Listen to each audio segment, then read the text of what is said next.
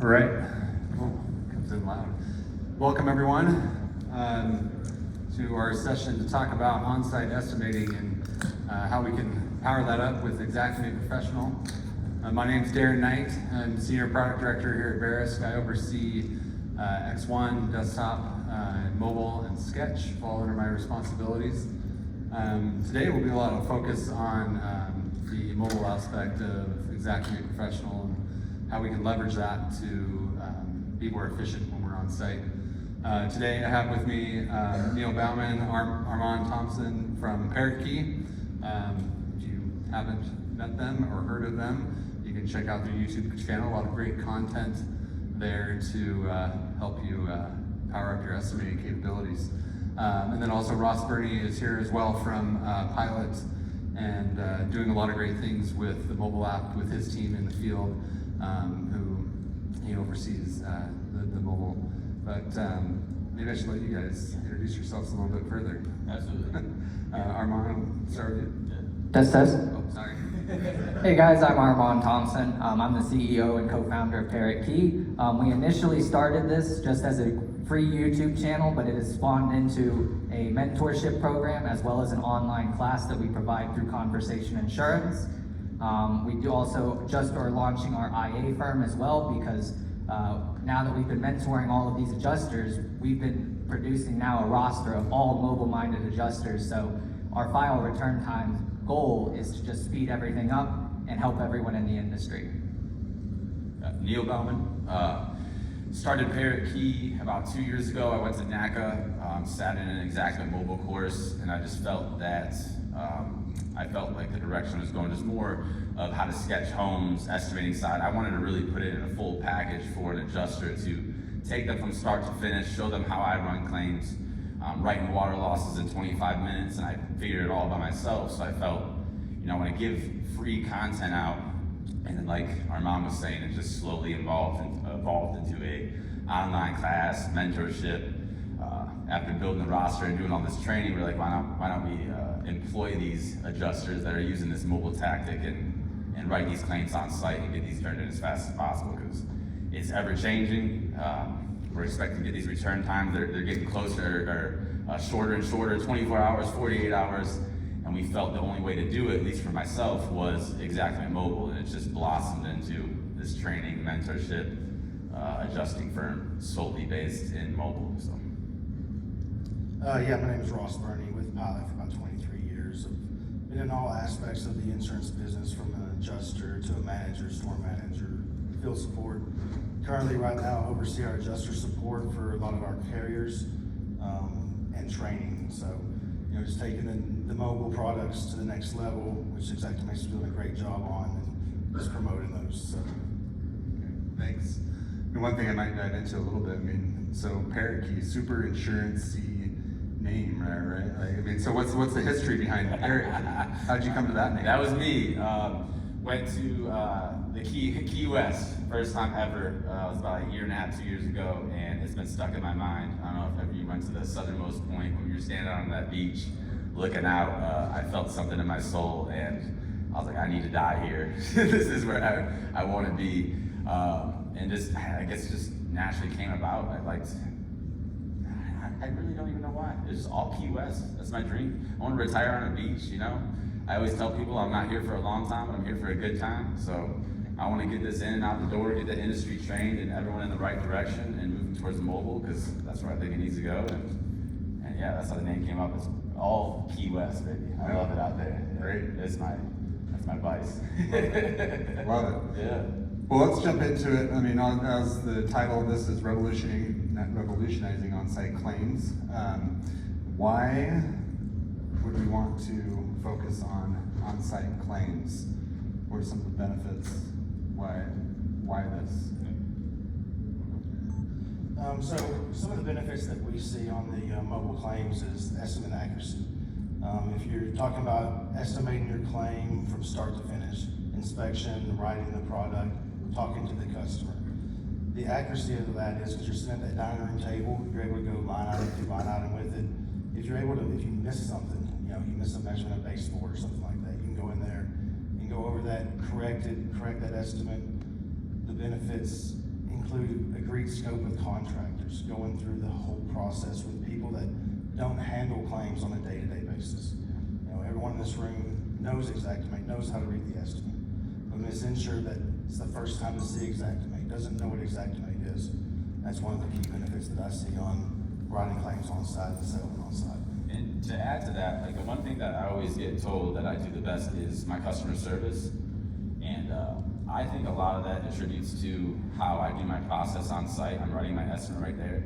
When I'm 10 minutes into writing my claim or do my pictures, do my estimate, they say to me, man, I've never seen anyone do this much, have this much attention and do this much detail in this inspection. Like you're taking the time and you're writing it here, you're sketching it here on the iPad. The last guy was on pen and paper. And yet my customer service, that's what I'm known for. And to be quite honest with you guys, I don't think I'm the nicest guy in the world. I don't think I give the greatest customer service, but because I'm writing it on site and doing it in an efficient way, they feel like they're getting taken care of. And I think that just goes such a long way. And obviously the time spent with our family, like no one wants to go home and write estimates until 3, 4 in the morning. I'm writing these on site right there. Exactly, they're coming with these great changes with the AI photo labeling, the AI narrative that's going to be, getting worked on. Once that is, out there to the masses, there's nothing, we could do it all on site 100%, so.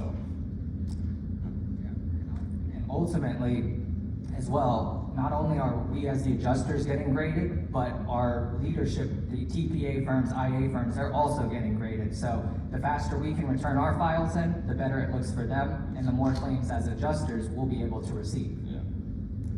Yeah, so along with that, what are some of the excuses or drawbacks that people might think there is to trying to complete an estimate on site? Change. Yeah, everyone is used to the old model, and there's nothing wrong with that. I tell, Brock, he runs our IA side of this, and I tell him all the time, I think I'm a mid-level to high-end adjuster. I couldn't imagine what, if some of these higher-end adjusters were to adopt this model and get on mobile, they would blow me out of the water, and I wouldn't be number 1, number 2 in all these firms, and I'd run storms for them, to be honest with you, so. Ross, you deal with pretty large scale of working with claims. What are some of the issues you're seeing with adoption and being able to move that forward? Well, so basically, you have to think about the carrier. Does the adjuster have the ability to determine coverage on site, or are they just there to write the estimate? So it really depends on the carrier that you're working for. We do have a bunch of carriers that we do work for that we do have the authority to close the claim on site, determine coverage, depending on check amount. So a lot of our guys really succeed at that. That's great. Yeah. Very good. Well, I want to jump a little bit into process. You guys approach things a little bit differently. Ross, why don't we start with you? Talk a little bit more into that, of what your team's process is for using on-site estimating and working with the mobile app. So most of our guys use the online mobile app strictly for a scoping tool. So they use it to sketch out the room. We got a really great adjuster, Hunter Buchanan, working the California fires right now. Scoped a big commercial loss, I believe it was, and knocked out like 80 rooms in 30 minutes. Sketched everything, photographed, labeled, out the door. Now, he didn't write the estimate because the specific carrier that he was writing for didn't have macros. Macros are kind of the key in the mobile application. And that's the main way that they use it. We use it for the scoping tool to get the sketch done, so we're not, like Neil said, sit at the house, put it from paper into the computer. Yeah, so what are some of the tools your team's using? Anything beyond just the mobile app? What devices are they on? So, like you're talking about the iPads. Yeah. iPad Pros, that way you have the ability for LiDAR. That way you can use the iPad to actually measure the room, do your windows, doors, things like that. Disto integrations. One thing that Neil's got right here is his inspect a stick. Seems simple, but. I've watched his videos and I was like, man, that's a really great idea, because most times it's your finger pointing at damage. Now you actually have an arrow that's indicating your close-up inspection, your close-up damage of that drywall, shingles, whatever it may be. So I've invented this about 2 years ago. It started out as a laser engraved piece of wood that I bought a $2,000 laser engraver that sits in my garage, and I started cutting them out of wood and putting arrows on them. I put a ruler on the other side, because gutter measurements, baseboard measurements. I just tried to simplify it, and then slowly evolved into 3D printing them, and then we're gonna get some actually made, some injection molds. But this has been huge for me. I got tattoos. I got complained one time they don't want to see my tattoos in it, so I started with a ruler and some duct tape around the end and an arrow drawn on that. Like, that's too sloppy, and I was like, all right, let me take it to the next level, because that's just kind of the brain I have. I want to figure it out, get it done right, do it myself. And so I evolved into this, and then slowly turned into the chubby, Ross calls them chubby buddies, which when we make our own Bluetooth clicker, we're gonna see if we can name it that, but these are chubby buttons. This is a snowboarding, skiing, which I know a lot of y'all do out here, Bluetooth clicker to change your music. This is what I use to take my photos in the actual app. So I have my hand in the back of the iPad, I'm clicking the plus button to take the photos, I'm pointing with the arrow at the damages. Every time you have to do an annotation in Xactimate, it's 5 to 6 clicks, so I'm avoiding that. Less clicks, more files getting turned in. Just kind of broke it down and really figured it all out. So we do inspect to stick, chubby buttons, disto, anything else we really use. Yeah, in situations when we go on catastrophic claims, a lot of times we don't have service in the area or internet. So we found after our most recent one in Houston, Starlink is a great benefit for adjusters. As well as when you're using mobile, you're gonna need to be connected at some point, and that provides a streamlined process to estimate on site. Which is worth noting. Yeah, so I actually travel with my Starlink Mini. It's actually in my room right now. I'm leaving from here, going to LA. So as soon as I land in LA, I take my Mini out, plug it in, slap it in my sunroof, and now I've got a mobile hotspot. Yeah, in his sunroof. So whenever there's a cellular connectivity, your T-Mobile's not good here, maybe Verizon is, but maybe Verizon's not good here, maybe AT&T is. So using Starlink, it's been a game changer on our side as well. Yeah, that's great. So I was going to dive a little bit further into like really why. I don't know if it was clear as to why the chubby button. Oh, so really, because we operate so you can operate on your phone or your iPad. I personally like the iPad because it's a bigger screen. I can't really, be grabbing walls on the phone. It's just a lot smaller for me. I got fat fingers. I can't really grab it. So we did the iPad, right? Well, the iPad, if you want to take a picture, you have to hold the iPad, and you all know that camera button that's on the right side. You're clicking that, so you're two-handed taking photos. I just wasn't comfortable with that, especially when I'm on top of a ladder, I'm on a 2-story roof. I wanted my hands free, because if I'm falling off that roof, I need to be able to grab something or have my balance.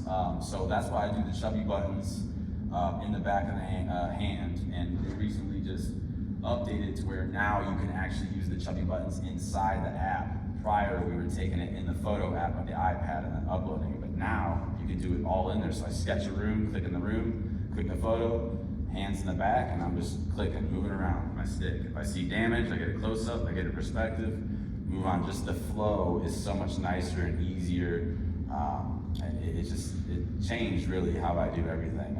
I probably will move to the phone in the future because they got rid of the 0.5 camera on us. But still, right now, it's just great when you're using the iPad. I know a lot of us can't really see too well on those close-up on the screen, so it's nice to sketch it on the big pad and stay hands-free ultimately, not gripping it with 2 hands the whole time. So Yeah, the 0.5 deal is really a game changer. It is Because that 0.5 is like your overview picture. You get to the 1, now you're sucked in on a corner versus actually seeing like 3 corners of that room. So I'm glad we didn't do it, but me and Armand joked at the beginning about naming our company 0.5 Inspections, which, man, our trajectory would have been a lot different. We probably wouldn't be up here today if we were called 0.5 Inspections. We said it as a joke because we really live and die by it. I mean, just pull up your phone and put in a one-time zoom and take an overview. Go in the bathroom and take an overview of the room, and then put it in 0.5 and take an overview and tell me what's better. It can get you into trouble sometime when you're showing close-ups of damages. You got to get a lot closer, but just practice, train, and you'll get in the right path with that. So Yeah, that's great. And then, just to be clear, the stick is kind of like your analog approach to annotation. Absolutely, and I'm sure you guys are going to come up with a change that's going to make it more efficient. But yeah, it's been great for us, and just baseboard measurements alone. I mean, gutter measurements. When you're on that top ladder, you can flip it over, slap it on the gutter, 5 inches, 6 inches. point, it's just, like I said, 6 clicks per annotation in mobile. You have to click it open. Me and him have sat there and we literally built an Excel sheet of how many clicks per function. We were like, how do we eliminate this? I know we took it to a whole nother level, but I'm glad we did, because here's the inspector stick now. But we sold about 300 of them in the last 2 years, so it's picking up. Yeah. And it's huge. Yeah. So were you guys asking each other yes and, or saying yes and as you went through all those? Maybe you didn't hear the session this morning. So thinking bigger, being creative. Yeah, absolutely, absolutely. Simplifying the process. I joke with people that I'm the laziest adjuster out there, but I just create workarounds and try to make it as simple as possible so I can train the next one and make this a lot easier process. You know, bring that next wave of adjusters in. Just think about all these kids that are on iPhones, iPads. Can you imagine them running this program 10 years from now? They're gonna be running circles around us.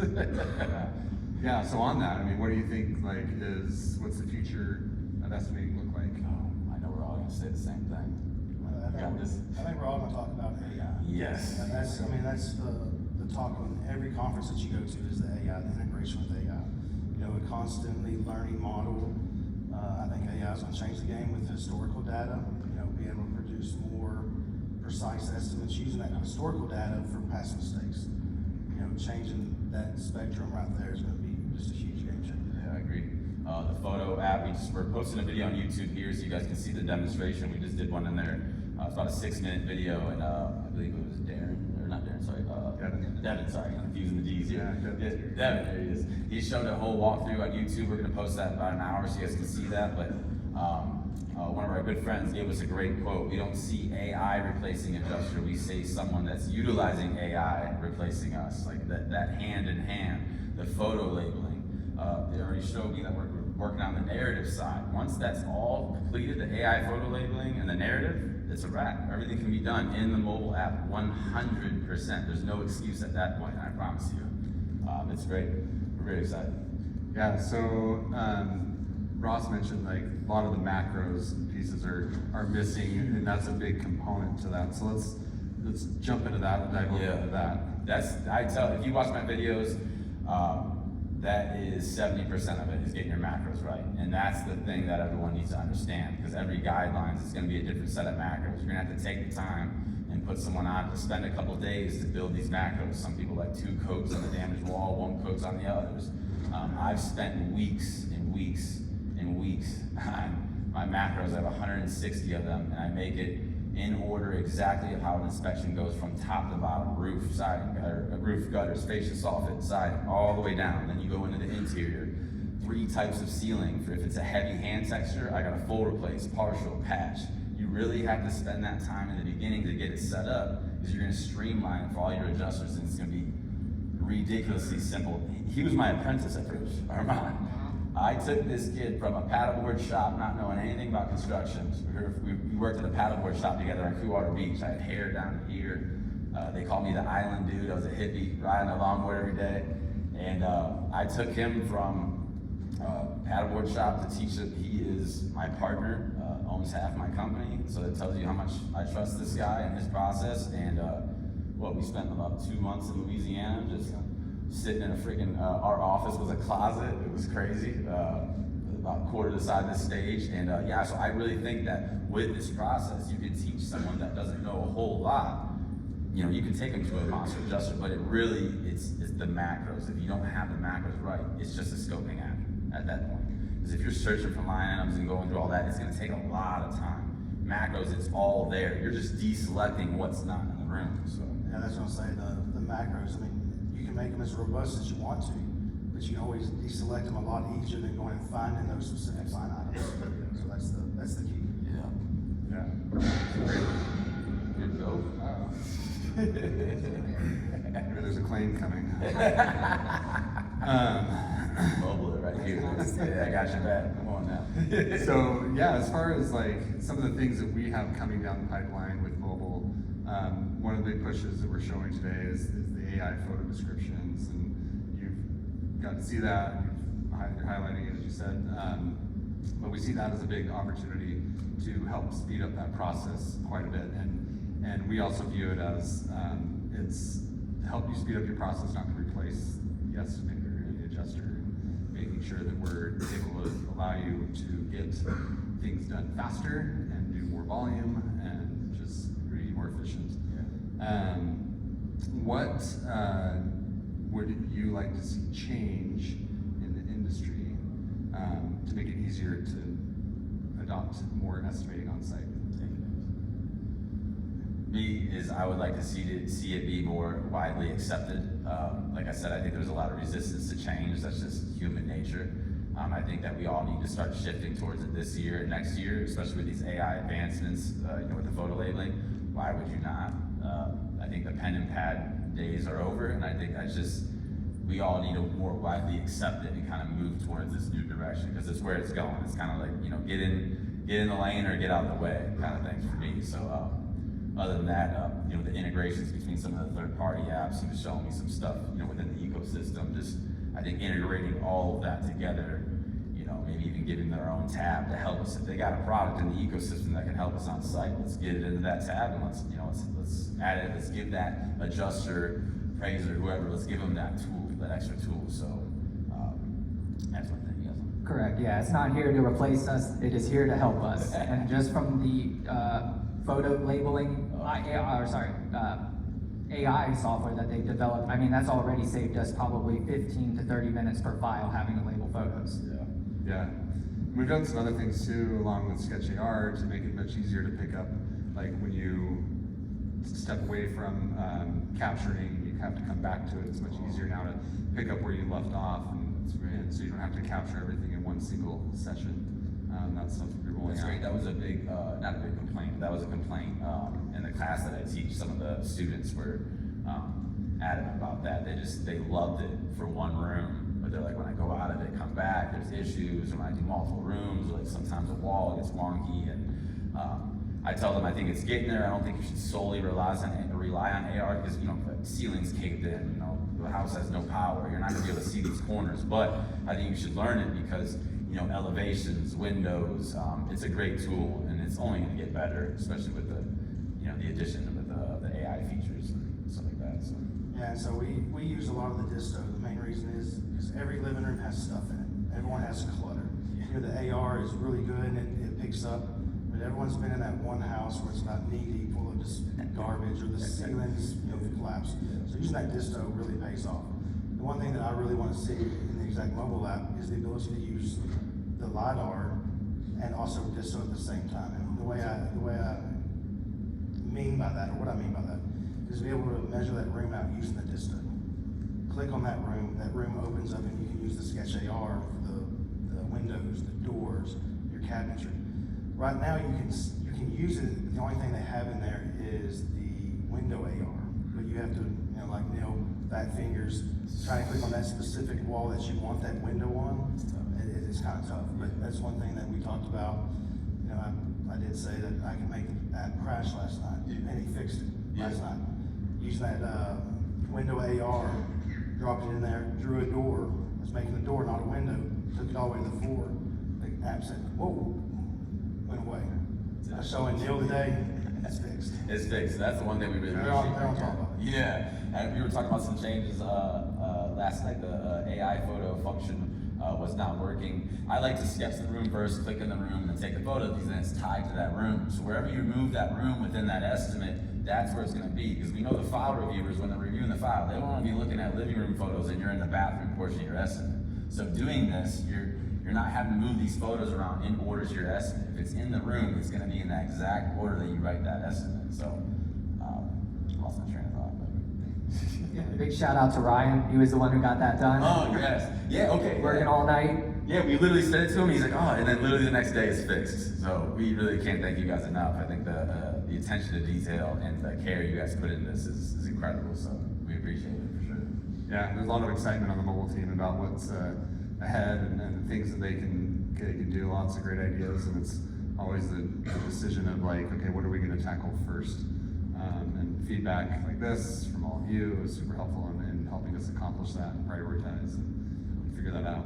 So you guys have done a lot of training with people adopting mobile. What are some of the hurdles that you come up against in trying to get somebody to start using the mobile app? It's really technology like basic function technology, where it's sometimes shocking at times, you know, to be honest. But it's the whole change thing. I see it all the time. I've always been one that's okay with change. Maybe it's how I was raised. You know, I know some of the military brats that are okay with change as well. I just think it's learning something new and taking the time to do it. There's some reluctancy there. You know, they've been doing it this way for 17 years. I'm not going to come off that now, and I totally understand that.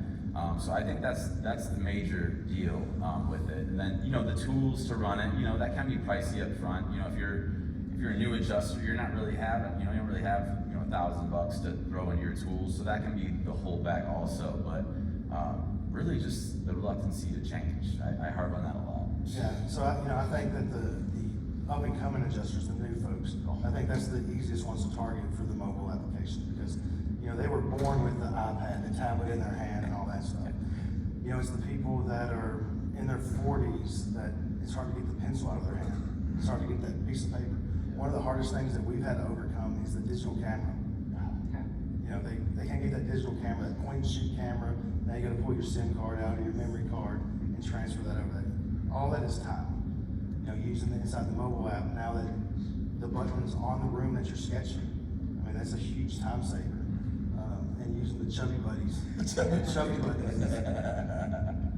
Yeah, they're incredible. I've used a lot of Bluetooth clickers in my life, guys, and please don't try anyone else. This is an $80 Bluetooth clicker. Just save yourself the pain and buy a chubby buttons. You can take a snowboard and it's waterproof.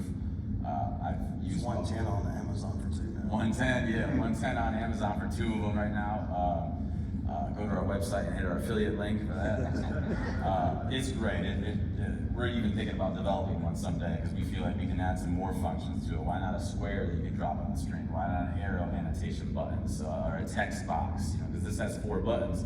The only one I'm using is this plus button. If I hit any of these others, you know, I got, you know, Bob Marley, freaking 3 little birds starting on my iPad while I'm up in the attic, and it will just start playing my music. So we definitely plan on designing something that's a little more adjuster related. But for now, go get a chubby buttons or what Ross says, a chubby buddy. So.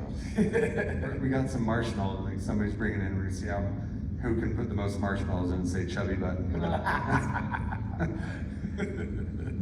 All right, I wanted to take a minute, open up for any questions there might be from the audience. You might have to speak up a little bit if we don't have microphones going around. Yeah, I'll go around. Yeah, I can jump down here. All right. Yeah. All right, I 100% plan on going to one of their booths and suggesting this, but what's your secret to organizing your macros? Because that's probably one of the biggest pains in the butts. We've got adjusters that are using desktop and trying to push them to mobile, but the naming convention is completely, it's like backwards between the two. Yeah.